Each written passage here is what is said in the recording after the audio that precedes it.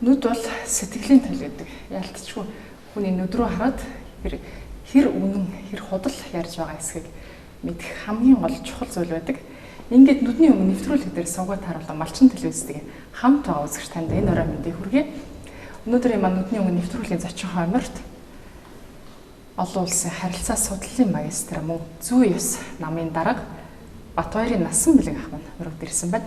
Танд энэ өдрийн мэндийг хүргэе. Энэ өдрийн мэндийг хүргэе. Баярлалаа. За, Насан Бэлэг ах маань ойрдоо ажил ихтэй сонин сайхан юутай байна. Ойрдоо харин тий ажил ихтэй байна уу? Одоо байгууллага бас нэг тийм бүтцийг юу тогтворжуулах, ажил үргээ хуваарлаж авах, бас ажлаа нөгөө төлөвлөсөн хугацаанд нь хийх юм тэргээд тэр болгоныг одоо хямж өдөр зохион байгуулах юм тэргээд тодорхой хэмжээнд бол ажил ихтэй бас шахав байна тий. Бидний урилгыг хүлээн авч ярилцлагад маань хүрэлцэн ирсэнд баярлалаа.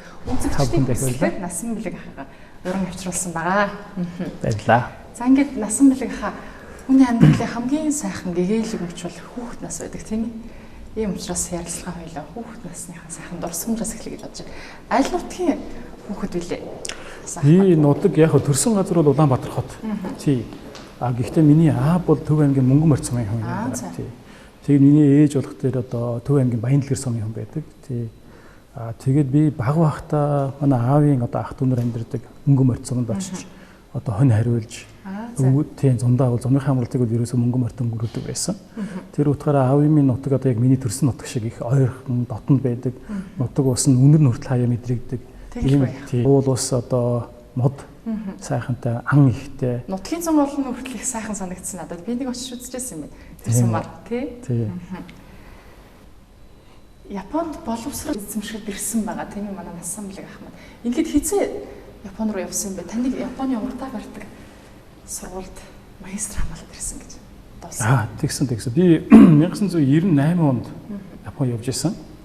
Тэгээд яг Япон явж исэн үе маань бас эргээд бодоход аюу тийм одоо сэтгэлд их үлдсэн байдаг. Яагаад гэвэл юу намайг явахаас өмнө 7 хоногийн өмнө зориг агсан маань албалж исэн. Одоо тийм ийм хэрэг бас үүсэж исэн. Тэгээд тухайн үед яг тэр жил явж исэн. Тэгээд одоо их юм жоохон тэг чинь бид нэг 21 2 тал байсан их шоконд ороод тийм ээ одоо энэ сайхан үе ихэх гэж хахад юу болж байна гэж тухайн үед их бодож ирсэн. Тэгээд их тийм сонин сэтгэлтэй би Япон явж ирсэн тий.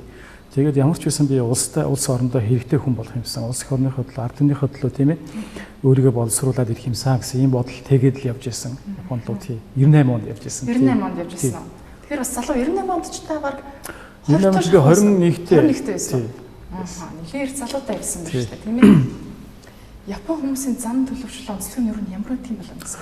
Япон хүмүүсийн тэндээс бол маш их зүйл суралцж ирсэн гэж би дуулсан. Хамгийн гол нь төлөвшөл онцлог байдал ямар гэх юм. Айгу бие даасан хүмүүс.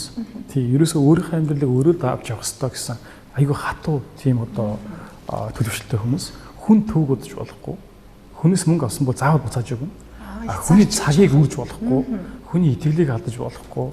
Маш хариуцлагатай хандж явах хэрэгтэй өөрийнхөө ажилд тийм ээ хийж байгаа ажилдаа айгүй эзэн болж байх хэрэгтэй ёс зүйтэй байх хэрэгтэй сахилга баттай байх хэрэгтэй гэдэг ийм л одоо нийгэм байхгүй юу тэгээд бид нэр тэр нийгэмд очиод нөгөө яг Монголоос очисон хүмүүс чинь жоох юм задгаадуу байгаа шүү дээ одоо яад тийм баг маргааш болно гэдэг тийм яг тийм шүү ийм байсан бол тэнд очиод яг ингээд бүр ингээд шахагдаж эхэлж байгаа байхгүй ингээд шахагдаад хайрцаглагдаж эхэлээ тийм тэр нэг талаасаа хайрцаглагдана гэж жоохон эвгүй ч гэсэн нөгөө талаасаа яг бие дааж сурч яг өөрийгөө тий авч сурч эхэлж байгаа. Нийгэм бусад эргэн тойрныхаа хүмүүс төв утгуугаар амьдарч эхэлж байгаа байхгүй юу. Тийм тэгээд ерөөсөө энэ ирээдүй бол миний ирээдүй юм байна гэдэг ийм бодолтой болдго юм билээ. Өөрийнхөө ирээдүйн өөрөө бий болох хэвээр өөрийнхөө ирээдүйн төлөө өөрөө зүтгэх хэвээр юм байна гэдэг тийм ээ. Ийм одоо төлөвшлийг бол олж авсан гэж би бол боддгийн Японд байхдаа. Тийм. Японд суралцсан цаанда. Хатуу Цубаши гэдэг нэлийн босго өндөртөө сургуульд магистр хамгаалсан байл тийм ээ. Тий, Хатуу Цубаши гэж сургууль энэ бол нөгөө маш том тийм 1800 барьдаг нэр хүндтэй сургууль. Их тий. Одоо алдартай сургууль Японд тий 100 гаруй жилийн түүхтэй. Тийм тэгээд яг нэг одоо гүүр гэсэн утгатай ийм одоо нэг гүүр гэсэн утгатай ийм үг юм байгаа. Сургууль юм байгаа. Тэгээд яг энэ сургуульд би Орос нөгөө тэр сургууль их тийм одоо Орос судлал ялангуяа тэр одоо нийгэм судлалаараа мөн одоо энэ эдийн засаг санхүү талаараа их алдартай сургууль, чадaltaй сургууль. Энэ сургуулиас одоо төгссөн улс төрчид их байдаг, Японы улс төрчид их байдаг. Токио хотын одоо алдартай Токио хотын засаг дарга Ишихара гэж хүн байдаг. Энэ хүн хүртэл одоо энэ сургуулийг төгссөн байдаг. Тий. Тэгээд энэ сургуульд орчхоод ингээд сургуульд нь ингээд явж байхад Япон хүмүүстэй уулзсан шүү дээ, тийм ээ. Тэгээд би энэ сургуульд сургаа гэхлээр хүн болгон бүр гайхдаг, тийм ээ. Тийм байсан.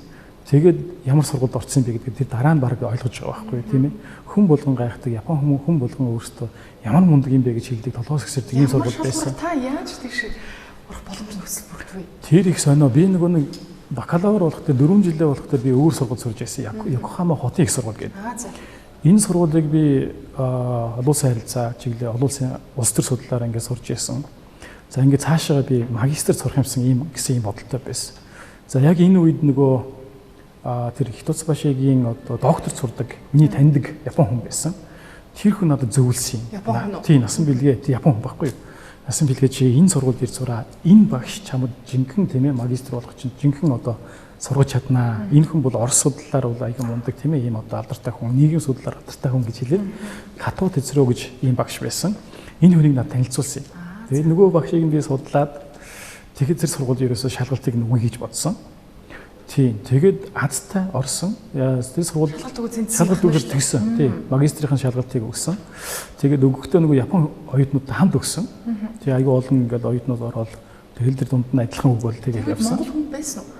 Тэгээд байсан. Тийм. Тэр сургуульд нөгөө нэг одоо юугаар улсын тэтгэлгээр яваад ингэ сурж ирсэн монгол оюутнууд байсан. Тэгээд би чинь хуваарьс орсон байхгүй Японд төрсөн. Цэвэр хуваар явж исэн.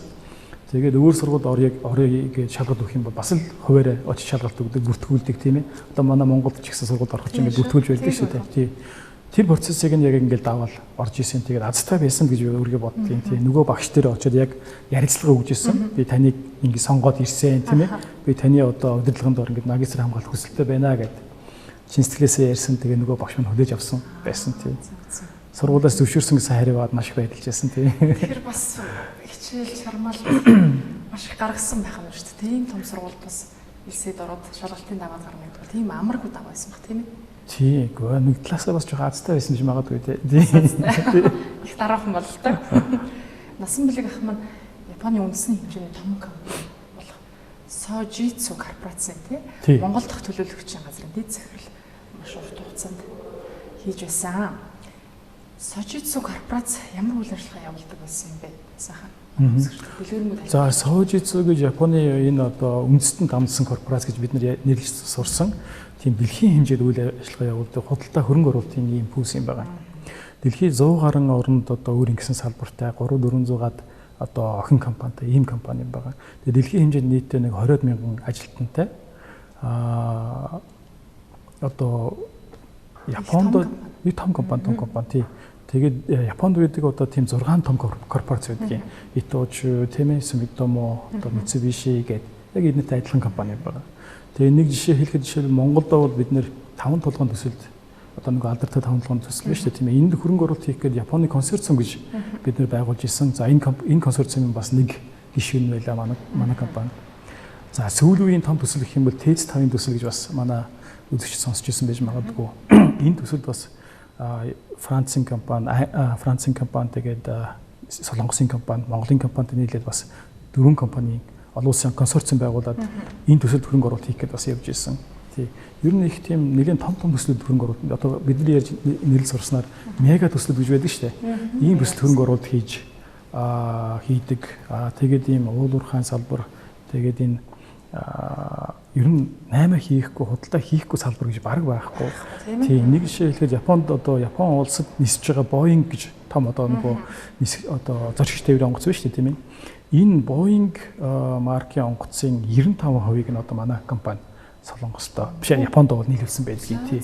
Ийм нэгэн тийм том хэмжээний компани. Сожитсу корпорац Монгол дахь төлөөлөгчийн газрын дэд захирлаар хэр удаан хугацаанд ажилласан бэ? Насан бэлэг. Тийм би ингэсэн 2008 онд би буцаж ирсэн байдгийн. 2008 онд Японоос ирэхээс өмнө би 2005 онд энэ компанийхаа төв одоо оффист нь орж ажиллаад 3 жил гарan ажилласан байдаг. За энэ хугацаанд манайх энэ чи оффис нээсэн. За тэгээ 2008 онд энэ дэх офисын би дэд захирлаар ирж байсан. 2012 он хүртэл би дэд захирлаар нь ажиллаад тэрнээс хойш 2020 он хүртэл би ерхий захирлаар нь ажилласан. ийм одоо төвхтэй байдгийг. Тэгэхээр би нийтдээ энэ компанид 15 жил ажилласан. 15 жилийнхаа амьдралыг зарцуулсан байна шүү тийм ээ. Тэгээд тийм Монголд ирээд 12 жил ажилласан байгаа байхгүй тий. За. Энэ том корпорацийн Монгол дахь төлөөлөгч газрын дэд захирлаар ажиллана гэдэг бол бас нэлээд чадвартай гэдгийг нэлтгэж байгаа шиг санагдаж байна да. Баярлалаа. Нүдний өмнө нэвтрүүлэг дээр суугаад тавилан хамт байгаа үзэгчдэндээ баярлалаа. Бидний өнөөдрийн зочин хамарт маань зүү ёс намын дарга мөн олон улс харилцааны судлалын магистр Батбаярын Насан Мэлэг ах маань ураг дээрсэн байгаа.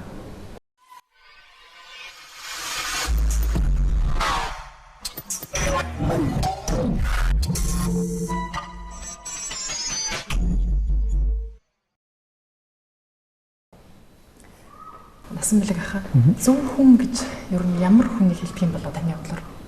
Миний бодлоор тийм зөв хүн гэж юу юм шиг санагдаж штэ.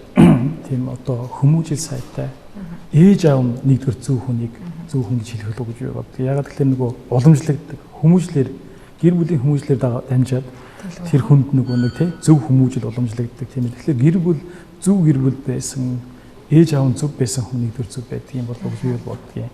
За энэ дээр нэмээд нөгөө нэг боловсрол байна тий мэдлэг туршлага. Тэгээд энэ нийгэм дотор өөрийгөө хүн чинь төлөвшүүлдэг шүү дээ. Юу нь буруу юм, юу нь зөв юм ингээл наашаасаа савлж явах явцад хүн чинь өөрийнхөө ноён нураг олдог, жанжин шугамыг олдог шүү дээ, тий.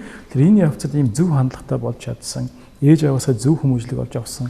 Тэгээд одоо энэ бусдыг одоо юу юм бусдын төлөө гэсэн чин сэтгэлтэй тийм ээ, бусдыг хайрлаж чаддаг ийм хүнийг би одоо зөв хүн гэж хэлдэг юм болоо гэж бодоод байгаа шүү дээ, тий. Тийм шүү. Насан Мэлэг ах маань энэ нийгэмдэр таны сэтгэлийг хамгийн ихээр эмзэглүүлж байгаа зүйл ер нь юу юм болоо? Та ер нь юу өөрчлөх юмсан гэж боддог вэ? Нөгөө яг тэ Монгол улсын Монголын сайхан энэ Монгол орн гэдэг чинь аюул сайхан орн байхгүй юу? Маш сайхан орн, маш сайхан түүхтэй, маш сайхан соёл заншилтай. Монгол хүн гэдэг чинь аюул сайхан хүн байдаг байхгүй цаанаа. Тэр нэг цайлган цагаан бусдын төлөө гэсэн сэтгэл чинь энэ Монгол хүн гэж аюул сайхан хүн байдаг. Энэ сайхан орныг, энэ сайхан байгалийн баялагийг бид нэр тийм ээ манай өвөг дээдс маань цусаараа тийм ээ амиараа хамгаалаад бид нарт өгүүлж өгсөн байхгүй. Гэтэл өнөөдөр бидний одоо байгаа байдал маань бас жоохон хэцүү байна л гэж би бол харж байгаа. Монголын ард түмний бас 60-70% ядуу байна тийм ээ, гэр хороолт ямар хэцүү байна тийм ээ, хөдөө орнуудыг эзгүй болчиход байна. Залуучууд нь наашаага төврөгөө дайжиж чинь, төвд байсан гадагшаага дайжиж чинь тийм энэ нэг буруу яваад байгаа юм биш үү гэсэн бодол байна л да. Бид нар 20-30 жил бас арчлал гэх тийм ээ хүний эрхчлөө тэгш байдал. Энийг бид нар бий болгох гээд арчлалыг төлөвшүүлэх гээд бид нар явсан тийм ээ. Буруу тодорхой хэмжээнд ингээд авах юм би, гээх юм би тийм ээ. Одоо ингээд энэ 20-30 жилийн дараа ингээд харахад бас тийм ээ. Иргэд бид нар жоохон тэр амьдралынхаа дүрмийг энэ тогтолцоогоо эргээд харахгүй болохгүй болсон юм биш үү гэж харж байгаа. Өнөөдөр хавилгал хэл хагуул газар автсан байна. Нийгэм маань шударгуус болсон байна тийм ээ. Залуучууд маань Монгол орондоо амьдрахад хүсэл мөрөөдөл гэдэг юм аягүй хэцүү болчиход байж байгаа байхгүй. Ирээдүйн маань гэрэл гээгээ болчиход байгаа байхгүй. Тэгэхээр тэгээд ер нь залуучууд маань аягүй их цөхөрсөн байна. Би яаж чадахгүй. Би энэ нийгмийг яаж чадахгүй юм ингээд тийм ээ. Ингээд их юм цөхрөлд автсан байна л да. Энэ болгон бий болж байгаа асуудалтай байна. Энэ болгонд бид нар бас нийтээр хамтдаа тий цэг тавих хэрэгтэй юм биш үү? Эргэж харах хэрэгтэй юм биш үү? Өөрчлөх хэрэгтэй юм биш үү гэсэн ийм бодол бол надад байдаг юм аа. Надад их сонирн байна л да. Насан Мэлэг ягаад та хэд манд зүү ёс гэдэг намыг байгуулахар шийдсэн юм бэ? Юуны учраас энэ намыг ер нь байгуулсан юм бэ? За энэ намыг байгуулсан хүмүүс нь гэх юм бол ерөнхийдөө Японд сургуульд төгссөн залуучууд яг энэ цөмд нь ороод тийм ээ цөмд нь орж байгуулсан юм тий. Одоо энэ намыг нэг 40-50 цэвэр Японд сургуульд төгссөн залуучууд байгуулсан тий. Яагаад бид нэр ингэж байгуулсан бэ гэхээр жоохон түүх ярихад бид нэр Японд сургуульд сурж байхдаа Монгол дахь Япон биш ээ Японд дахь Монгол оюутны холбоо гэж бид нэр холбоо гэж байгуулж Жогамон нийгэмлэг мөн Жогамон Монгол дахь нь байхгүй. Японд дахь нь бол Ямаах гэж нэртэй нийгэмлэг байдгийн тий холбоо байдгийн. За энэ холбоогоор дамжуулаад бид нар Монгол орноо Япончуудад сурталчлах юмсан тийм ээ. Тэгээд харилцаа холбоогоо нэг тэнд Японд сурж байгаа Монгол оюутнууд тийм ээ бие бинийгээ сайн таньдаг байх юмсан. Бие бинийгээ дэм дэмдээ дээсэр чиндээ хүний газар тийм ээ явах юмсан гэдэг тий. Ийм зорилгоор бид нар ийм холбоо ажилладаг байсан юм. За тэнд байсан нөхдүүд маань Монгол руу буцаад ирсэн чинь энд бас бид нар чинь нийгэмлэгтэй Жугамо нийгэмлэг гэж байдаг Японд сургууль төгсөгчтэй. Жугамо нийгэмлэгийн ерөнхийлөгчөөр ажиллаж байсан тийм ээ. Одоо бол би ерөнхийлөгчөөр нь ажиллаж байгаа. Тий 2016 оноос эхлээд би ажиллаж байна. Тэгээ энэ Жугамо нийгэмлэгийн 3 зорилготой байдаг. Нэгдүгээр Японд сургууль төгсөгчдийн одоо харилцаа холбоо, энэ сүлжээ, network гэдэг юм тийм ээ бий болгохыг өргөжүүлэе гэдэг ийм зорилго бий. Хоёрдугаарт нь энэ Япон-Монголын харилцааг бас жоохон хөгжүүлэх юмсан тий. Японтой харилцаа үүсгэх, Японд бүтээгдэхүүнээ гаргаж зарах гэж байгаа монгол хүн байх юм бол бид тэрэнд аль болох туслах юмсан гэсэн ийм бас тийм чиглэл бас байдаг. Яг айхтар тусалж чадж байгаа. Яг чиглүүлж өгдөг байх тийм үү? Тий, чадлаараа тийм ээ. За нөгөө талд нь ингээд тийм одоо бас хөгжилтэй оронд сураад ирсэн тийм ээ. Энэ залуучууд өөрсдийнхөө энэ одоо мэдлэг боловсролыг ашиглаад Монгол орноо хөгжүүлэх гэдэг. Ийм 3 чиглэлээр бид нар үйл ажиллагаа явуулдаг. Яг уу тэгээд нөгөө нэг бүгдээр л ажил төлөв хийнгээ хажуугаар нь хийж байгаа учраас тийм ээ. За жилдээ нэг хэдэн үйл ажиллагаа бол хийдэг тийм ээ. Гэхдээ яг уу энэ манай Жугамо нийгэмлэгийн үйл ажиллагаа тодорхой хэмжээнд 25 жил тасралтгүй бид нар авж яваад ирсэн байгаа юм тийм. Манай өмнөх үеийнхэн байгуулсан нийгэмлэг байхгүй тийм. 25 жил яг энэ жил болж байна. За ингээд эргээд нөгөө нэг сэдвлүүгөө ороход бид нар энэ нийгэмлэгээр ингээд улс орноо хөгжүүлэх гэдэг Япон-Монголын харилцааг ингээд хөгжүүлэх гэдэг явж хахад одоо би жишээл Монголд буцаж ирээ 10 жил болсон байгаа байхгүй. Тэгээ 10 жил болчоод ингээд харж байхад юу өөрчлөгдсөн. Тийм. Юу өөрчлөгдсөн? Юунд бид нар найдаж яваа юм тийм ээ? Хин хийзээ гарч ирээд энэ нийгмийг өөрчлөх юм гэдэг дээр бид нар гинт нэг өдөр ч байх үү тодорхой хэмжээнд нэг юу ботсон байхгүй. Ингээд л бидэнд хариулт олдоогүй. Тий. Тэгээд ингээ хариулт олдоогүй бид нар ярьсан л ер нь бол бид нар хөндлөнгөөс харж болохгүй юм байна. Ялангуяа Японы сургууль төгссөн залуучууд их даруухан байдаг. Би гэж чаддаггүй байхгүй юу. Тэгээ энд тэнд очиод ингээ туг мандуулаад би чаддаггүй тийм хүмүүс байхгүй. Айгүй даруухан хүмүүс. Тэгээ айгүй олон үнцгээс юм хардаг болох тэр их бөөрөнхий их тийм одоо их би нэг хөндлөлт харилцаатай байсан тийм тэгдэг байхгүй тий. Тэгээд их ингээд нэг боломж олдсон болгонд нь л хүр дээргүүлэх гээл тийм ээ гүйдэг тийм хүмүүс биш байхгүй тий. Их хүлээцтэй хүмүүс. Тэгээд бид нэг өдөр яасан ийм хандлага ерөөсө болохгүй юм байна. Энэ нийгэм ийм болчиход байгаа нь бидний бас буруу байгаа юм байна. Бид нар өөрсдөө дуугаа байсан. Бид нар өөрсдөө оролцоогүй тий. Тийм болох тэр энэ яг хажууханд ийм ядуу хүн байгаа юм шиг. Яг хажууханд амьдрал нь хэцүү хүн байгаа юм биш. Яг бидний эргэн тойронд эрхэн зөрчигдөж байгаа хүүхэд байгаа юм шүү. Эмэгтэй хүн байгаа юм шүү гэж бид нар ярьсан байхгүй. Тэгээ бид нар өөрсдөө бол жишээл хаан ч үдсэн амьдрал аваа явуучих юм боловсралтай хүмүүс байхгүй юу. Тэ? Тэгэд өөртөө ингээд зөвхөн амиа бодоод би тэгээд гайхсан. Тийм амиа бодоод энэ намыг байгуулваа гэж бодсон. Амиа бодоод довоо шаарлуулж явж болохгүй юм байна. Бусдынхаа бодохгүй болохгүй болч ялангуяа бид нар өөрсдөө бодохгүй болохгүй болч тийм ээ. Бид нар оролцох хэрэгтэй юм байна. Бид нар дуу хоолойгоо хөргөх хэрэгтэй юм байна. Бид нар өөрсдөө улс төр хийх хэрэгтэй байна гэсэн ийм шийдвэр гаргаж ирсэн. Тэгээд л тэрнээс хойш бид нар 2 жил хэртэ бэлдсэн. Ингээд нэг тийм зүй ёс гэж нам байгуулсан юм аа. Зүй ёс гэж нэр нь юу гэхлээр ерөнхийдөө маш энгийн хэлэхэд зөв юм л гэсэн. Зөв юмыг зөв ёсыг илэрүүлээ. Юм буруу байгаа юмыг л залруулъя гэсэн ийм санаа цаана явж байгаа юм тий. Яг нь энэ зөв ёсны онол гэж бас байдаг цаана. Тий энэ дотроо нэг хууль ёс, хүнлэг ёс, ёс суртахуун, тий шударга ёс энэ болгон чи багтчихэдэг юм том цогц. Тэгээд агуу бөгөөд энэ гүнзгий тийм утгатай үг юм байлээ тий. Тэгэхээр энэ бол бидний яг сэтгэлд ингэж одоо дүрлэж чадсан үг учраас бид нар энэ үгийг сонгосон. Энийгээр одоо намаа нэрлэх нь зөв юм байна гэж ингэж шийдсэн юм байна. Тий. Ясамлыг ахын хүмүүс ярихдаа ямар ч нөхцөл хүний итгэлийг алдадаггүй, хүлээцтэй, төвчээртэй гэж ярьдаг юм байна лээ. Их олон хүмүүс тэгж сонссон. Яаж ингэж хүмүүрийн итгэлийг дааж хүлээцтэй байж чаддаг юм болоо? Ер нь хэцүү шүү, тийм ээ. Итгэл даана гэдэг бол энэ магадгүй гэр бүлийн хүмүүжлөө. Ер нь магадгүй миний ээж чинь манай ээж одоо гавьяач жүжигч бүтэд гэж хүн байдаг. Тийм дуурийн одоо театрт олон жил ажилласан. Одоо ч гэсэн бас дуул хурлыг зааж байгаа юм хүн байгаа тийм. Тэгээ би ээжээсээ их олон юм сурсан гэж боддоо штэ. Манай ээж чинь хүн хөдөлмөрлөх ёстой. Хүн тууштай байх ёстой. Тэгээд их тийм амьдралын төлөө гэсэн тэмцэх тэмцдэг байх ёстой гэдэг. Гэхдээ нэг юм мартаж болохгүй юу гэхээр хүнлэг байх ёстой. Бусдын төлөө гэсэн чин сэтгэлтэй байх ёстой. Бусдыгаа хайрладаг байх хэрэгтэй гэдэг юмыг би ээжээсээ сурсан гэж боддоо шүү дээ илгээд бодоход тий. Тэгэхээр тэр гэр бүлийн хүмүүжил байсныг үл байсан. Нөгөө талдаа манай аав дуу цөөхөн хүн байсан. Дуу цөөтэй. Тийм тэгээд ингээ харцаараа юмыг ойлгуулдаг тий.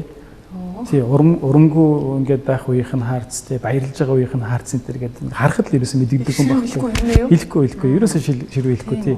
Тэгэхээр манай аав маань их тийм төвчээртэй их тийм одоо хүлээцтэй хүн байсан.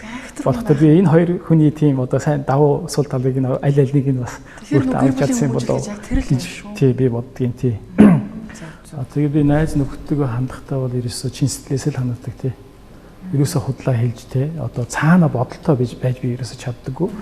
Тэгээд яг уу манай найзууд ч гэсэн бүгдээрээ миний хүрээлж гэсэн дандаа надад тэгж харьцдаг ийм хүмүүс байдаг. Тэгэхээр бид нэр олон жил бие биенийг их сайн мэдж байгаа. Тэгээд бидний дундуур хинч одоо хор утгаж чадахгүй тий. Ийм сайхан хүрээлэг бол би болгож чадсан байдаг юм а. Энэ бол одоо бидний тийм ээ давуу тал юм да нөгөө талаас нэг талаас харахад тий гэж харж байгаа тий. Тийм л залуучууд ер нь Монгол их оронд хэрэгтэй юм шүү тий. Улс орны маань нийт эс бол ерөөсөө л ард иргэд тийм ээ сайхан. Тэгэхээр улс орноо хөгжүүлэх бол ард иргэдтэй хүн аманда хөрөнгө оруулалт хийх хэрэгтэй юм болов уу гэж боддгийн. Тэгэхээр хөрөнгө оруулалт нь ёс суртахууны хөрөнгө оруулалт хийх хэрэгтэй болов уу гэж ойлгоод байгаа. Зөв гэж бодож байна тий. Боловсрол аягүй чухал. Тий. Улс орны хөгжил өөр боловсрол дээр тогтдог гэж би бол боддог тий. Тэгэд улс орноо бид нар хаашин чиглүүлэх хэрэгтэй юм тийм ээ. Тэрэнд аж үйлдвэрээ яаж хөгжүүлэх хэрэгтэй юм тийм ээ. Байгаль орчноо яаж хамгаалах хэрэгтэй юм. Дэлхийд бид нар юугаараа давуу талтай юм тийм Монгол хүн юугаараа давуу талтай юм. Тэр давуу талаа ашиглаад бид нар яаж тий дэлхийн одоо олон улстай өрсөлдөж эдийн засгаараа өрсөлдөж тийм ээ амьдрах хэрэгтэй гэдэг чинь нэг тийм цогц ойлголт байдаг юм шүү. Тэгэхээр энд хүрэхийн тулд бид нар боловсролоос эхлэх хэрэгтэй байдаг. Тий. Тэгээд тэр утгаараа энэ Монгол улсын хөгжил маань өөрөө боловсролтой холбоотой гэж хэлэх нь зүйтэй. Тэр утгаараа Япон орн бол маш хөгжингүй орн шүү дээ. Тэр Япон орны хүн ам ард иргэд эсвэл бодлого ямар болоод тэгж хөгжүүлсэн гэж та боддог. Манай Монголд ер нь яг ямар зарчим ямар бодлого дутаад байгаа юм болоо гэж та харсан бэ? Юу Японы хувьд бол яг уу айхтар тэр нэг юуг нь нарийн ширийн би бас хэлэхэд таньж мэдээ гэж магадгүй харахад айгүй хөдөлмөрч хүмүүс. Тэгээ багаас нь тэр хүмүүст ингэж заасан байдаг. Чамайг бусд ч нь харж байгаа шүү тий. Тий бусд ч нь чамайг харж байгаа шүү. Чи нэр төрөө бодороо. Нэр төрөө бодороо тий. Чи зүг байхгүй бол бусд ч нь чамайг зөвөр ерөөсөө хаяа шүү тий. Чи хинч биш болоо шүү гэдэг. Айгүй хатуу хүмүүжлээ. Ээж нь тэрнийг хийдэг. Эмэгтэй хүн Японы эмэгтэй хүн хүүхдэд тэгж хүмүүжүүлдэг. Чи бусдаа хамт байх ёстой. Чи багаараа хамт тий бусдаа хамт байх ёстой. Бусдыгаа ажиглаж явах ёстой. Бусдыгаа сайн мэдэрж явах ёстой гэж. Би гэхээс илүү бид гэж бод гэдгийг ээж нь зааж өгдөг байхгүй Японд. Тэгээ энэ бас нэг Японы тэр хүмүүжлийн бас нэг давуу тал бас онцлог тал байж магадгүй маа гэж би бодож чинь тий. Тэгээ Япон хүмүүс чинь ерөөсөө л яг шоргоолж шиг тийм ээ. Бүгдээр нийлж юм аа хийдэг. Тий шал угаасан ч гэсэн хүн болго оролцдог. Одоо Монголд болох дээр ингээд би бас гайхт манай гэр бүлд бол ингээд гэр орноо цэвэрлэе гэдэг байхгүй. Тэгэхээр нэгэн шүүр бариад явж хахад бос нь чад өөр юм хийвчдэг. Японд бол нэгэн шүүр бариад явж хахад нөгөө шүүр барьж байгаа хүний эргэн тойронд нь босд нь байж идэг тийм ээ. Нэг юм авч өгдөг. Тий ийм хамтын ажиллагаатай. Тий. Жижиг зүйлээс хүртэл харагддаг тий. Тэгэхээр энэ нэг тийм хам бид гэж бодох тийм ээ одоо боддог чадвар шиг. Энэ Японы онцлог шүү тийм. Матгсан гар шиг. Тий. Тийм байдгийг тий. Монгол оронд бол одоо бид нэр энэ яг энэ нийгэм солигдсон шүү дээ. Миний бодлоор шүү. Энэ юу социалист нийгэм байжгаад арчлал руу бид нар шилжсэн тийм ээ. Энэ үед чинь зарим үе хаягдсан байхгүй. Хинч анзаарахгүй. Хинч одоо тийм ээ анхаарал хандуулахгүй ийм үе гарч ирсэн шүү дээ. Маш олон залуучууд ингээл тийм ээ худалдаа арилжаа хийгээл гадагшаа явсан. Маш олон хүмүүс Солонгос руу явсан. Энэ хооронд чинь маш олон хүүхдүүд ингэж өнчирх нь хашаа тийм ээ. Гэр бүлийн нөөцлөөс холдож үлдсэн тийм ээ. Ингээд зарим нь бол социализм үеийнхаа одоо боловсролтой хүмүүс нь нэг арчилсан тий чөлөө зах зээлийн нийгэмд амьдрах гэж байгаа хүмүүс заагаад эхэлж байгаа байхгүй. Үнэхээр чинь шал өөр асуудалгүй нэг тий үүсэж байгаа нэг ийм бид нар ийм одоо завсрын үе таарсан байхгүй. Тэгэхээр бид нар бас тийм төлөвшил энэ арчлал зах зээлийн үе тийм ээ хүн өөрийгөө авч явах хэрэгтэй байдгийн бусдад төв удахгүй тийм ээ хүн өөртөө эзэн болох хэрэгтэй байдгийн ирээдүйдээ хүн өөрийнхөө ирээдүйд хүн өөрөө эзэн болох хэрэгтэй гэдэг ойлголтыг бид нар хараахан бас нийгмээрээ тийм ээ олуулаа нийгмээрээ бид нар бас өөрөөсөө төлөвшүүлж бас амжаагүй байна гэж би харж байгаа. Энэ дээр бид нар жоох анхаарах хэрэгтэй юм шиг санагддаг юм тий. Бас хэрэгтэй зүйл байна шүү. Одоо удахгүй бас улс төрийн сонгуул Монгол улсын маань хараг ирээд төрийн түвшинтэй сонголтоо их цаг нь болжээ тийм ээ. Гэхдээ ард иргэд залуус маань ярихтаа бүгд л одоо бараг л заа сонгуул өгөөд яд юм дээ адилхан штэ бараг залхаад байгаа юм шүү. Тэр сонгуулийг өгөх нь ер нь зөв юм уу буруу юм уу? Сонгуулаа өгч сонголтоо хийснээр бидний амьдрал нийгэмд ямар өөрчлөлт болох гээд байгаа юм бэ? Энэ тал дээр та ер нь юу гэж боддог? Тий Гэхдээ яг залуучууд маань тэгж бодож байгаа нэр залах чинь би хүртэл бараг л тэгж. Тийм шүү дээ, яг үнэ. Одоо ер нь нэг сонгосон ч адилхан, дэрийг сонгосон ч адилхан гэж бодох гэдэг шүү. Тийм. Тэгээ яагаад ингэж бодож байна гэхлээр яг өнөөдрийг хүртэл нэг сонгуульд одоо өөрөө очиж үзсэн ч гэсэн үр дүн нь бол адилхан байдаг. Эсвэл очиод ингээд сонгуульд өгөхлөөр сонголт байдаггүй тийм ээ. Ийм зүйлээс болоод ер нь за сонгуул өгсөн ч адилхан өгөөгүй ч адилхан цаанаасаа тавилттай юм чинь ч гэдэг юм уу те тэр тэргүй л өөр оромж гэдэг юм нэг ийм цогөрсөн байдал бас байгаа юм л да тийм. Тэгээд яг өнөөдөр энэ жил одоо энэ сонгуулийн хувьд бол одоо энэ цахитан залуучууд тийм ээ бас нэг сонголтыг бий болгоё гэж явж байгаа юм тий. Тэгээд тэр утгаараа энэ жилийн сонгуул жоохон онцлог болох болоо гэж харж байна тий. Нөгөө талаас сонгуульд оролцсноо сонгуул өгнө гэдэг чинь нэгдүгээр Монгол хүний тий Монгол улсын иргэний хувьд бас нэг талаас үүрэг байхгүй тий. Тэгээ эрхийн одоо эдэлж байгаа нөгөө талаас бас үүрэг байдаг гэдгийг бас ойлгох хэрэгтэй. Тэгэхээр заавал оролцох хэрэгтэй юм ингээд оролцсноор энэ жил жишээл одоо энэ жилийн сонгуульд насан бэлэг гэж хүн оролцоход насан бэлгийг хинч тоохгүй гэж болно тийм ээ. Гэхдээ дараагийн сонгуулиар насан бэлэгчийн сонгуульд оролцдгийн шүү. Гэт насан бэлэг юу бодож байгаа бол тийм энэ хүний сандыг нь авчих юмсан гэд насан бэлгийн тодорхойг ойлгож эхлэх байхгүй. Нэг улс төрчд маань тийм ээ. Тэр утгаараа би бол энэ одоо сонгуульдаа бас аль болох оролцож байгаарэ тийм ээ. Оролцох юм бол эн чинь оролцож байгаа хүмүүсийнхээ саналыг авахын тулд нөгөө намууд нөгөө улс төрчд чинь бас бодлого боловсруулж эхэлнэ тийм ээ. Тэр утгаараа өөрийнхөө ирээдүйг өөрөө бий болгох тийм ээ. Ийм бас боломж гэж юу л харж байна. Тэгэхээр сонгуул бол их чухал шүү л гэж хэлэх гэсэн тий. Яг уу гэхдээ залуучууд маань бас өөрийн гэсэн бодол байна шүү дээ тийм ээ. Тий явах юм байна. Тий олцсон шүү дээ залуучууд. Тэгэхээр нэг энэ талаас нь бас бодоод зүгээр байж магадгүй гэж харж байна тий. Тийм ээ. Тий.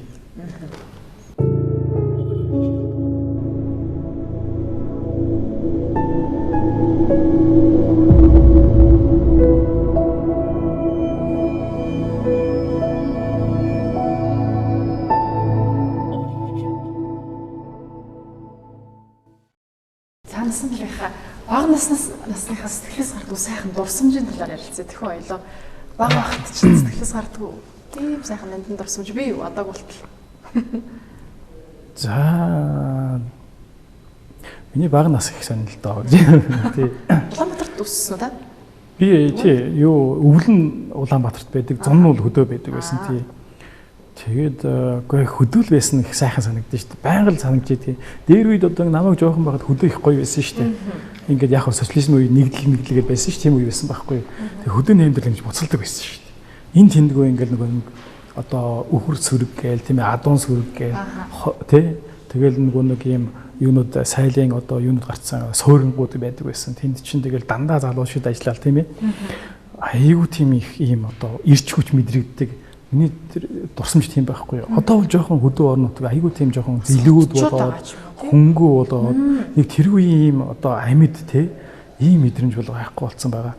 Тэгээ тэр үеийн одоо бидний баг нас их сайхан байсан. Тэгээд одоо тэр бух мөргөлдөн ингээд байж бух мөргөлдөн те бух мөргөлдгийг очиж харна. Өстой айгүй сүртэй. Айгүй сүртэй юм болдог. Тэгэл одоо нөгөө Монгол өхрийн бох, Ирлиз бох энэ төр гээл тийм өргөлдөн эсвэл хайны юуны одоо юуны сарлагын бох тий зүгээр одоо хойронд өргөлдөн хин дийлэх бол энэ төр гээл их ярьдаг тийм. Тэгээд одоо уйдах цав байхгүй нөгөө нэг одоо нөгөө унаг юу яан бугуулдан уургална эсвэл нөгөө нэг бяруу уургална тийм ээ. Тэрнийг уунам тэр дээрээс ойчин хоорондоо барилдана гээл тийм ээ. Тэр болгон айгүй ерөөсөө надад бол юугаар ч сольшгүй одоо тийм ээ дурсан ч юм уу даа гэж боддгийн. Нөгөө талаас бас би хурдны морь ус амжсэн. Хурдны морь уу? Тий. Оо за. Тэгээд ингээ хурдны морь усгаар ингээ хүл ингээ маяг болцсон. Тийм үү. Нөгөө дөрөв холбоогийн хийхлээр ингээ хүл их ингээ авчдаг байхгүй. Тийм энэ өвдгөр их өвддөг байсан. Морь чинь ингээ жоохон хүүхд тундах тэр чинь ингээ эцсийн дагаад ингээ юу ячиж байгаа мөрг болж байгаа байхгүй тий. Тэгээд тэр үеийн дурсамж одоо айгүй хэцүү бас ингээд их хүүхч их ядардаг. Тэгээд ядарсныгаас чи сэнсэрдсэн байна гэдэг. Хурдны морь унжсан байдаг. 8 9 байхдаа унж байхгүй. Тий. Тэр их жижиг биетэй байсан уу? 8 9. Жижиг байсан бохоо. Би одоо ч гэсэн жижиг шүү дээ. Тэгээд тий. Тэр дурсамж их сайхан дурсамж байдгийн тий.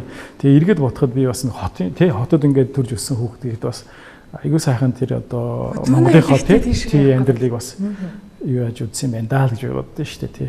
Тийм биш шүү. Хотод өссөн залуучууд ихэвчлэн баг л морь унж үзээ хүмүүс байна шүү. Байна шүү. Таны нүдний өнгө ямар өнгөтэй вэ?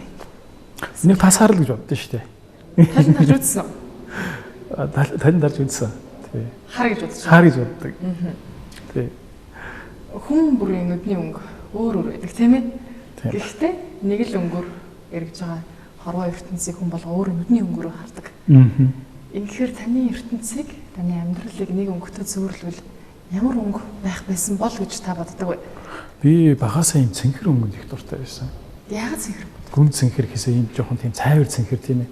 Тэнд ийм одоо эргчлөө, ийм уужуу, сайхан ийм одоо тайван харахад тийм ээ. Хөх тэнгэрийн өнгө. Тэгж санагддаг тийм. Би багасаа тийм өнгөнд их дуртай. Тий. А сүүлийн үед бол жоохон тийм гүн ногоон өнгөнд бас их дуртай болоод байгаа тий. За. Бурхан гэж байдаг болов насаха. Бурхан гэж юу хүн юу юм шиг байлаа шүү дээ. Хүн бурхан гэж байдаг те. Бурхан гэж байдаг. Эсвэл намайг ингэж харж яадаг ямар нэг юм байдаг тийм ээ. Би зөв явах юм бол тэр надад юу байна тийм ээ. Нөгөө эзэн хичээв заяа хичээн гэж байдаг шүү дээ.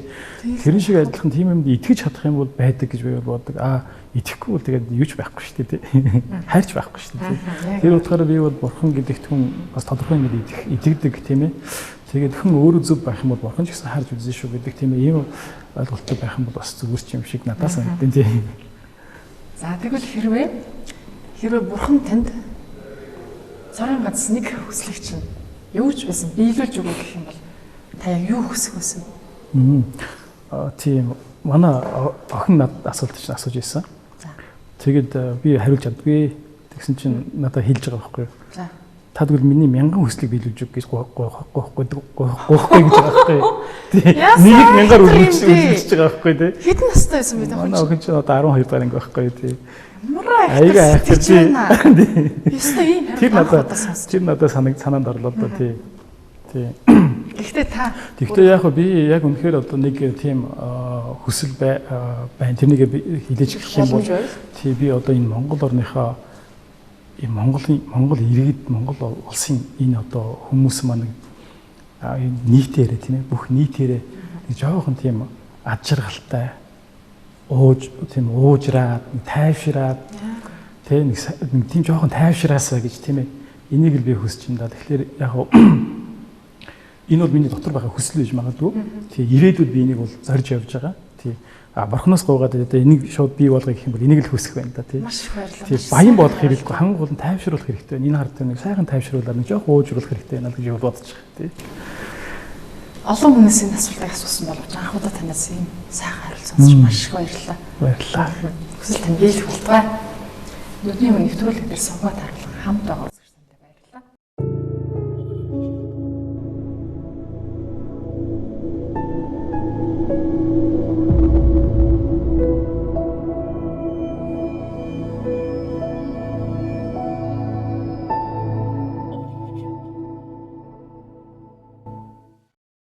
Насан билэг гэр бүлийнхаа талаар бидэнд танилцуулаач. Таны гэргийн хэн гэдэг хүн байдаг? За манай эхнэр Норжмаа гэж хүн байдаг. Бид хоёр одоо 20 гаруй жилийн өмнө танилцж байсан. Монголд ажил хийж байхдаа танилцж байсан. Тэгээд их тийм одоо миний 3 хүүхдийн ээж. Тэгээд дотроо их цайлган хүний төлөө гэсэн сэтгэлтэй их тийм зөвлө хүн байдаг. Гаднаа бол хатуу. Тэгээд ажилд их сайн нэг юм хийн гээд зүтгэх юм бол одоо их заавал эцэст нь хүрдэг, зорилгодоо хүрдэг ийм хүн байдаг тийм. Хүүхдүүдтэй их хайртай, хүүхдүүдээ байнга хүүхдүүдийн талаар санаа зовж идэг, хүүхдүүдтэй их зааж сургадаг ийм хүн байдаг тийм. Би ч бас 3 хүүхэдтэй. Миний том охин одоо 20 хүрж байна. Японд сурж байгаа. Тийм. Японд сурж байгаа тийм. Төрөө жил Япон явна гэсээр гол явсан. Тийм. Өөрөө хүслээр явсан тийм. Шалгалт энэ төр өгөөд өөрөө сургуультай тэнцээдэг гэж явсан тийм. За дараачих нь охин бол одоо 12 дугаар анги. Тийм. Би бас урд нь хятад сурж байсан байхгүй юу? Хятад уу? За. Тэгсэн манай дараагийн охин бол хятад сурна гэд.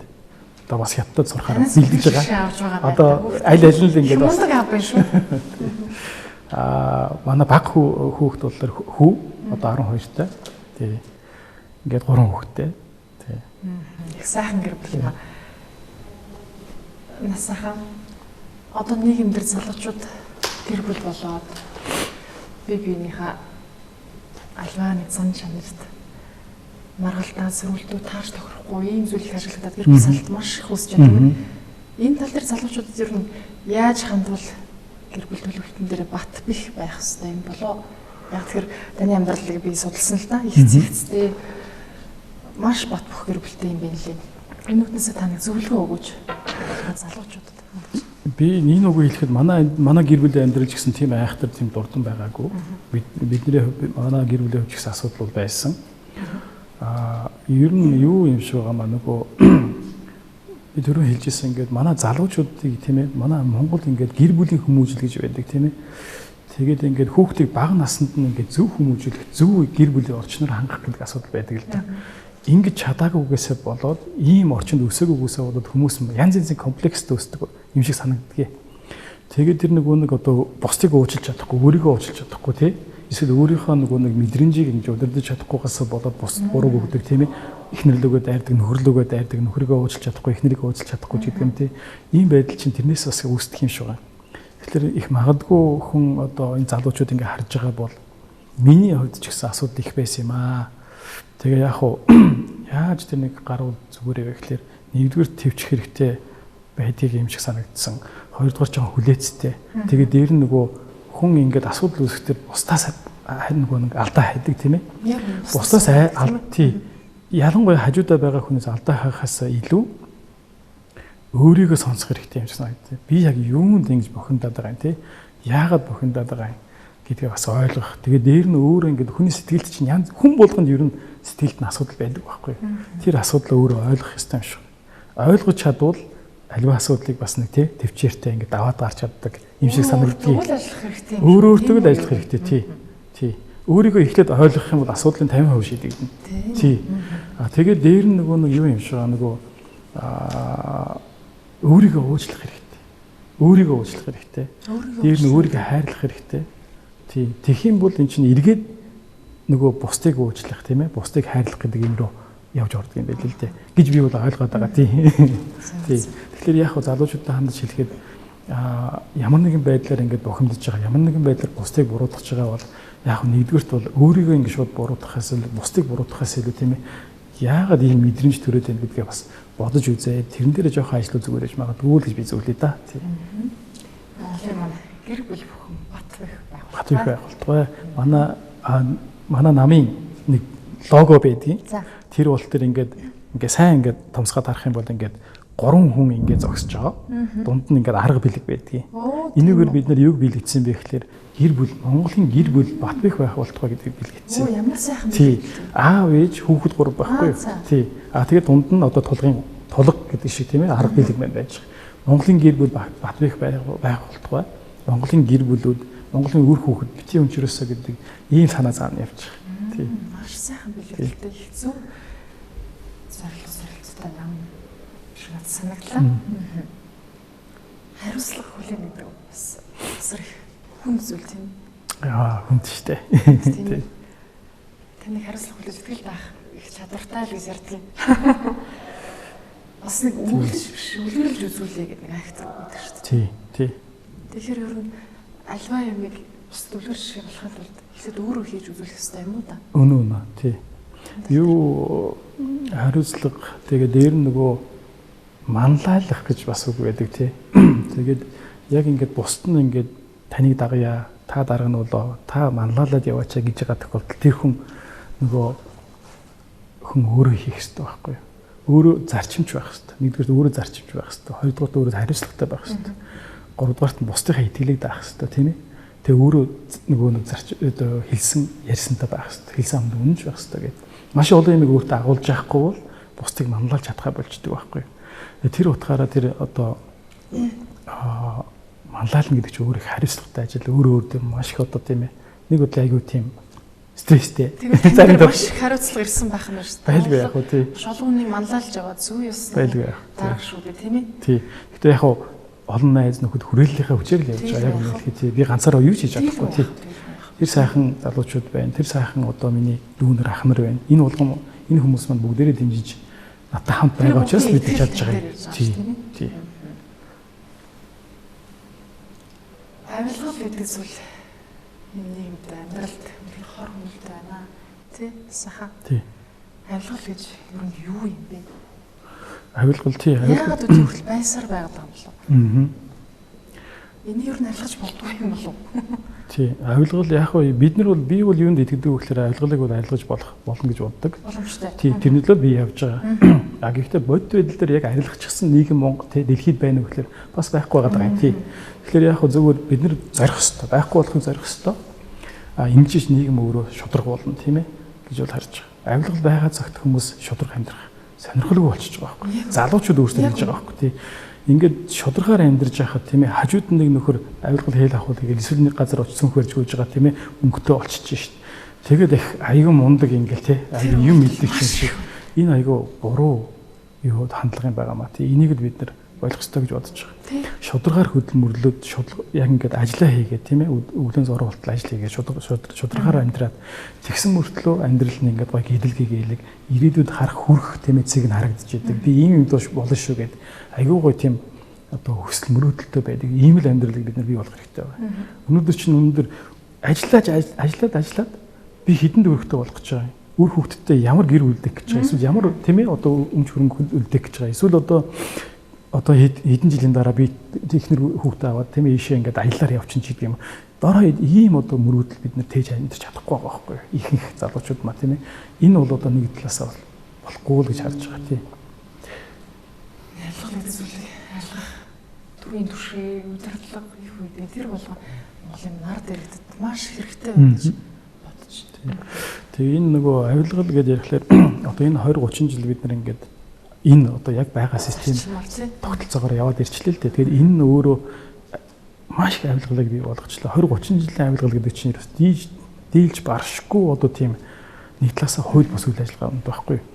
Тэгээд бид нар яагаад улс төрд орохоор болсон бэ гэхлээр нэг талаасаа бид нар хийм бэ гэхлээр бид нар урд нь улс төр хийж байгааг хүмүүс байхгүй. Бид нар тэр муу мухай юм ерөөс хотголдож байгааг хүмүүс байхгүй. Тэр утгаараа биднэрт бас давуу тал байна гэж харж байгаа. А нөгөө талаасаа янз янзын нэг ийм хууль бус юм хийгээд те хотголдсон хүмүүс чинь нөгөөдхөөс гарч чадхаа болчихж байгаа байхгүй. Тэр хүмүүсийг буруутгах чарга байхгүй. Айгүй хэцүү нэг талаасаа хүний амьдрал учраас тийм ээ. Тэгээ тэр хүмүүс чинь одоо яг энэ тогтолцооноос одоо ашиг хүртэж байгаа нэг хэсэг хүмүүс байна. Тэнд бол эрх мэдэл төвлөрсөн байна. Тэнд мөнгө төвлөрсөн байна. Тэд нар иргэн тойрны шүүх цагдааг өрийн болгоод авчихсан байна. Бүгд өөрсдөө хамгаалж чинь тийм ээ. Тэр хүмүүст үйлчилж байгаа шүүх цагдаа нь өөртөө бас даам гарцсан байна. Ингээд ийм буруу юм дээр түшгэлсэн ийм нийгэм болчиход байгаа юм. Энийг бид нэр дотроосоо энэ маань тийм ээ өөрчлөгдөж чадахгүй байгаа байхгүй. Боломжч байхгүй. Ягаад гэвэл барьцаалагдсан учраас. Ингээд бүгд юм байна. Тэгэхээр цоош нь хүчин гарч ирж ижил энийг өөрчилж чадахгүй байхгүй. Тий. Тэгэхээр энэ боломжийг бид нэр энэ жил гаргах хэрэгтэй л гэж бодож байгаа. Энийг Монголын ард нь бас ойлгох хэрэгтэй. Тэгээ шинэ хүчиндээ тийм ээ одоо боломж олох хэрэгтэй. Нөгөө талаасаа би шулуухан хэлээ тийм ээ. Шинэ хүчин, шинэ залуучууд гарч ирлээ гэх тийм ээ. Шууд засгийн эрх аваад ингээд явхлаэр бас жоохон замбрааг байдал үүснэ тийм ээ. Тэгэхээр бид нар юу гэж хэлж байгаа гэхлээр энэ яг ингээд олон нам байгаа шүү 35 нам байна Монголд тийм ээ. Энэ 35 намын чинь дотор яг нэг жоохон төлөвшсөн гэх юм уу. Эсвэл хүний нөөцтэй гэх юм эсвэл засгийн эрхийг аваад ингээд тийм ээ ажиллаж ирсэн туршлагатай нам гэх юм бол 2-3 нам байна шүү дээ. Тий. Тэгэхээр нөгөөдөл чинь ямар туршлага байхгүй. Туршлагатай болох эсвэл төлөвшөх ямар ч боломж олдог байхгүй эднэрт. Тэгэхээр аягүй тийм сонин нөхцөл байдал үүссэн байна. Эднэр чадвар байхгүй тий.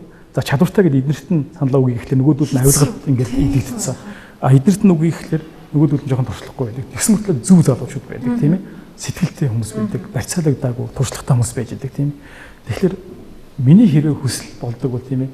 Эндээсээ зөв залуучуудыг сонгох. Эндээсээ зөв залуучууд тий. Ингээд нэг зөв хүмүүсийг тийм ээ энэ жил гаргаж ирээсэ. Зөв хүнээ сонгоосоо л гэж яг уу дотроо боддгийн шүү дээ. Сонгосон ийм сонгуул болох юм бол зүгээр байна л гэж би боддгийн тий. Нэвтрүүлэгтэй хамт байгаа үзэгчдэндээ баярлалаа. Бидний өнөөдрийн зочин хаврт 14 дугаар тань буюу Төв аймгаас нэр дэвшиж байгаа олон улсын харилцаа судлалын магистр зүй ёс намын дарга Батбаярын насан туршийн хамт өгдөрсөн байгаа. Насаха энэ нийгэмдэр болохгүй бүтэхгүй зөндөө асуудал авилгал муухай гэлтэй тэр дундаас гэгээлэг сайхан зүйлийг олж харъя гэвэл ер нь хамгийн гэгээлэг нь юу юм шиг санагдаж байна. Харагдаж байна. Гэгээлэг зүйл айлгуул яах байгаа байх. Байгаа шүү дээ тий. Монгол хүний тэр нөгөө нэг сайхан юм нөгөө бие биендээ тусч сайхан чанар тийм Монгол хүний сайхан чанар байгаа шүү дээ юм бол. Ингээ энэ тэнд ингээд явж байгаа чинь жоохон асуудал үүсгэж чинь ингээд туслаач тэгээд туслаач ихэд туслахгүй бол байхгүй шүү дээ тийм. Тэр Монгол хүний сайхан сэтгэл байгаа байхгүй тийм. Хөдөө гадаа явж байгаа ч гэсэн бие биендээ тусалдаг гэр орноор оруулдаг тийм ээ. Тэгэл жоохон энд тэнд ингээд очиод гол ирэг дээр байж байгаа чинь тий хажуудлынх нь олчаа хэл ингээд тарг марг барил ирж байгаа юм чи өөр хий тийм. Энэ сайхан чанар чинь байгаа байхгүй. Энэ бол бидний одоо гэрэл гэгээ бидний найдах хэвээр тийм ээ. Ганц найдах хэвээр зүйл гэж би бодож байгаа. Монгол хүний тэр сайхан сэтгэл бол байгаа. Тэгээ энэ Монгол хүний энэ сайхан чанар, энэ сайхан сэтгэл чинь дэлхийн одоо ард түмний сонирхлыг бас татчих шүү дээ. Дэлхийн одоо өнцөг булан бүрээс ирсэн одоо гадаадын хүмүүс тийм ээ ярьдаг байхгүй юу? Ирээд явдаг. Монголд бол одоо нөгөө машин унаа гэл тий дэд бүтсэн дээр авах юм алгаа гэж байгаа. Гэхдээ нэг авах юм байна. Монгол хүн ямар сайхан юм бэ гэж байгаа шүү дээ. Тэгэхээр Монгол хүн тий хүнийх нь тэр сайхан зан чанар тийм ээ өөг одоо юу гэх нэг хээгүү уужуу тий тэр хүнийг ингэж чи цагаа барьсангүй загнахгүй байл хариуцлага нэхэхгүй байх тий. Тэгэхээр энэ талаасаа нөгөөд нэг тийм яг энэ бол Монгол хүний сайхан нөгөө нэг зан чанар л да тийм ээ. Энд нь одоо гадаадынхан бол их гадаг гэж ойлгодог. Нөгөө талаасаа Монголын сайхан байгаль орчин байна. Дээр нь Монгол улсын сайхан түүх байна. Зан заншил байна тийм ээ. Энэ чинь бол бидний бахарх хэрэгтэй зүйл байхгүй. Тэгэхээр энэ бахархал маань бол биднэрт байна. Гагцхөө бид нэр өнөөдөр яг энэ байгаа тогтолцоо бас жоохон болохгүй болчиход байна. Энийг жоохон засах хэрэгтэй байна л гэж бид нар бодож. Жоохон ч биш. Ер нь бол одоо энэ Монголын ард түмэн одоо яг нэгдэх цаг дээр нэгдэх цагт болсон байна. Бүгдээрээ нэгэн зүгт хараад тийм ээ. Өнөхөр өөрчлөх хэрэгтэй, зорих хэрэгтэй. Бид нэр 200 гаруй улс их орн байгаа энэ дэлхий дээр. Энэ орнууд чинь бүгдээрээ эдийн засгаар хоорондоо өрсөлдөж байна. Эдийн засгаар өрсөлдөх чадвараа дэвшлүүлж тийм хөрөнгө оруулалтыг татж байна. Хөрөнгө оруулалтыг татж ажлын байрыг нэмэгдүүлж байна. Ажлын байр одоо ажилгүй иргэдэд ажилтаа болгож эдийн засгийн тэлж байна тийм ээ. Энэ болгон чинь аягүй тийм цогц ойлголт байхгүй. Тэгэхээр энийг авч чадах, энийг ингэж дэлхийн хэмжээнд харж чадах энэ монд тэ зөв хүмүүсээ бид нэр энэ удирдлагад гаргаж ирэх хэрэгтэй байна. Тэгэхгүйгээр бид нэр одоо энэ байдгаар байх гэдэг шүү. Монгол улсын үр бол $30 тэрбум хүрчээд байж байна тийм ээ. Тэгээд энэ байгаа энэ их долларт өрийг тавьсан хүмүүс маань дахиад цаашаа удирдна гэх юм бол нөгөө үр чинь нэмэгдэнэ. Тэр үрийг хэн төлөх вэ гэхээр бидний өвөө хүүхдийн байгаа маа гэж ойлгосоо төшөөсч юм тий. Ингээд нэвтрүүлгийн маань цаг хугацаа бас богино учраас асаахад нэвтрүүлгийн сүүлийн асуулт асууад танд асуултын цаг тэгээд нэвтрүүлгийн бодлоо. Монголын төр гэдэг маань олон улсад Монголын нүүр цайл гэсэн үг тань ярилцсан хэлсэн байсан. Энэ талаар хэлж өгч. Монголын төр бол Монголын нүүр царай гэж. Яг үнэ. Тий. Монголын ер нь ингэдэг л дээ нөгөө манай Монголд чинь ингээд ардын нам засаг барьсан үе, ардчилсан нам барьсан үе гэж явдаг тийм ээ. Тэгээд ингээд засаг солигдно. Солигдоод дараачийн шин засаг гарч ирээд тэгээ нөгөө нэг тэр өмнөх засгийн газрын үед эхлүүлж исэн төсөл дээр ажиллаж исэн гадаадын компаниуд очиод дараачихын засгийн газарт уулздаг байхгүй юу? Үлээ нөгөө засгийн газар нь болохоор яах вэ гэхээр тэр төсөл манайд хэрэггүй болсон гэдэг байхгүй юу? Тий. Зарим нь бол тэр наад чинь өөр нам ихлүүлсэн. Өөр намын үед хэлсэн энэ төр гэх тийм ээ. Энэ төслийг би хүлэн зөвшөөрөхгүй. Манайх өөр төсөл хэрэгжүүлнэ энэ төр гэх тийм ээ. Тэгээд гэтэл нөгөө нэг гадаадын хүнд бол тэр Монголын төр тий энэ төслийг хэрэгжүүлнэ гэж хэлсэн байдаг байхгүй юу? Тэр нам биш тэр төр яриад. Төр байхгүй. Монголын төр байхгүй. Нэг хүн А гэдэг хүн биш тийм ээ. Б гэдэг хүн биш. Монголын төр хэлсэн байхгүй. Бид нар хийнэ. Өөрийг чинь дэмжинэ. Энэ төсөл хөрөнгө оруулаа гэж хэлсэн байдаг. Бол дараа нь солигдоод ирсэн хүн бол тэр өмнөх төрөө үгүйсгэж. Монгол төр нь Монгол төрөө үгүйсгээд яваад. Ингэхдээ Монголын төрд Монгол хүнд итгэл ерөөсөө дэлхийд аяар байхгүй болчиход байна тий. Нөгөө улсын хооронд хөрөнгө оруулалт хийхэд зээлжих зэрэгэл гэж ойлголт байдаг л да тийм ээ. Энэ улсад одоо хөрөнгө оруулалт хийж болно. Энэ улсад хөрөнгө оруулалт хийхэд арай бас болоогүй байна ч гэдэг юм. Энэ зэрэглэлийг тогтоодог дэлхийн 3 том компани байна тийм ээ. Энэ 3-ын үнэлгээгээр манайх хөрөнгө оруулалт хийж болно гэдэг төвшөнд очиж ирсэн удаа байхгүй. Нэг ч байхгүй түүхэнд. Тийм одоо тийм төвшөнд байна. Тэгэхээр энийг бид нэр дэлхийн төвшин тийм Монгол улсыг дэлхийн төвшин нэрийн цоройдод хөндлөж яах вэ гэхээр итгэлтэй хүмүүс Монгол улсыг авч явах хэрэгтэй тийм Монгол төр гэдэг чинь нэг юм шиг гэдэг ойлгодог хүмүүс тийм ээ Монгол төрд очих хэрэгтэй. Миний төлөө биш Монгол ард түмнийхээ төлөө гэсэн тийм ээ улс төрийг хийдэг ийм улс төрчид одоо улс төрд очих хэрэгтэй гэж би боддог тийм арай дэндүү хувиа хийж байна. Арай дэндүү зөвхөн өөртөө бодож байна тийм ээ. Гэтэл цаана Монголын орон нутаг хаягдсан байна. Монголын энэ эмзэг бүлэг хаягдсан байна. Монголын одоо хөгжлийн бэрхшээлтэй иргэд хаягдсан байна тийм ээ. Монголын ард түмэн тэр шиг хаягдчиад байж байгаа байхгүй. Хэсэгхэн хүмүүс нь л одоо баяжаад байдаг тийм ээ. Одоо энэ манай Монголыг хараад гадныхаа хэллэгчдээ дээрээс танах шиг ингэж машин энэ зам дээр тийм ээ ланд 200 570 явж байгаа тийм ийм улс харж байгаа гэж байгаа байхгүй. Тэгсэн хэрнээ? Тэгсэн мөртлөө нийт цаана маш олон ядуу хүмүүс байж байна. Үнэхээр маш хэцүү байдалтай байж байна. Ядуу гэж хэлж болохоор маш их тийм амьдрал байна шүү дээ. Гэр бүлийнхээ одоо нас барсан бурханд явсан хүнийг оршуулж чадахгүй гэр бүлүүртэл байна шүү дээ. Тэгэхээр бидний яг эргэн тойрон тийм хүмүүс байж хахад бид нар даваа шаардлагууд бас байж болохгүй юм байна гэдэг ийм л одоо дүнэлтэнд бид нэр хүрээд тэгээд энэ хэдэн залуучууд ерөөсөө бид нар хийх хэрэгтэй байна. Бид нар өөрсдөө оролцох хэрэгтэй байна. Чадахгүй өнөөдөр чадахгүй магадгүй гэхдээ маргааш чаддаг болно гэх тийм ээ. Эндээ итгэл төгс байгаа байхгүй юу? Яагаад гэвэл эн чинь нөгөө хүн гэдэг чинь чадахгүй гэдэг асуудал чинь ерөөсөө цаг хугацааны асуудал байхгүй юу? Тэгээд бид нар бол ялангуяа гадаад дотоод ингээд сургууль соёлд яваад ном уншаад ойлгодог доор хаяа тийм ээ. Ажил хийсэн ч гэсэн ажлаа хийгээд 10 20 жил ажлаа хийгээд яваад ирчихсэн тийм ээ. Тэгээд чинь компани болон тэр хамт олонгийн үзүүлсэг итгэлэг шүү дээ тийм ээ. Энэ итгэлийг дагаад бид нар яваад ирсэн ийм залуучууд байгаа байхгүй. Тэгэхээр энэ мондөг залуучуудынхаа Монголын ардан бас үнэлээд энэ хүмүүсийг бас дэмжээсэй гэж би бол хүсэж байна тий. Тэгэхээр за баярлалаа. Манай Монголын төрд ийм хүлээцтэй итгэл даахаар бас их боловсралтай тийм залуучууд үнэхээр дутаж байгаа юм шиг санагдаж байгаа. Та эднийхээ зорьсон ажлыг амжилт хүсье. Баярлалаа. Бидний урилгыг олон авч үзэгчдийн хүслээр энэ дээр ярилцсан болсонд маш их баярлалаа. Баярлалаа. Энэ нүдний өг нэвтрүүлгийн маань энэ удаагийн дугаар энэ төрөд өндөрлөж байна.